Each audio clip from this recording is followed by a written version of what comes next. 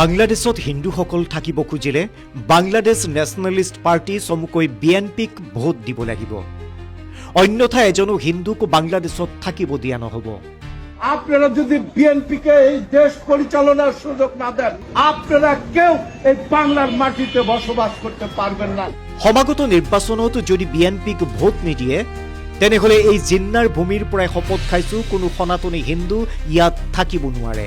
যদি বিএনপিকে এই দেশ পরিচালনার সুযোগ না দেন, আমি জিন্না পবিত্রের বাড়িতে দাঁড়িয়ে বলে যাচ্ছি, আপনারা কেউ এই বাংলার মাটিতে বসবাস করতে পারবেন না।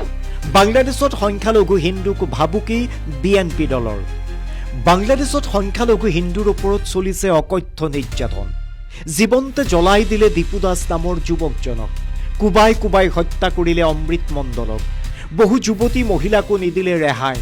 আৰু এতিয়া এই সনাতনী হিন্দুসকলৰ ওপৰত ভোটৰ ওপৰত দানহ পৰা দি বাংলাদেশৰ ৰাজনৈতিক দল বাংলাদেশ নেশ্যনেলিষ্ট পাৰ্টি চমুকৈ বিএনপিয়ে হুংকাৰ দিছে বাংলাদেশৰ হিন্দুসকলক।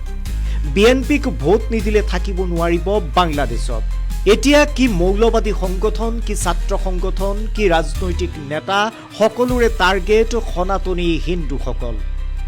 আনফালে শান্তিৰ নোবেল জয়ী মহম্মদ ইউনুছে বোবা ৰজাৰ ভূমিকা পালন কৰিছে। কেতিয়া বাংলাদেশত হিন্দুৰ সুৰক্ষা সুনিশ্চিত হ'ব? পাকিস্তানৰ লগ হৈ নে বাংলাদেশে ৰচিছে গভীৰ ষড়যন্ত্র?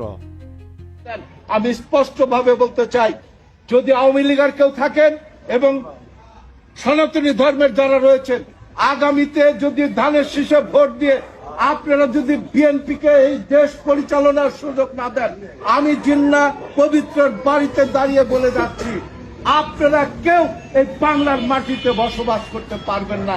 এই বাংলার কোনো স্বাধীনতা থাকবে না।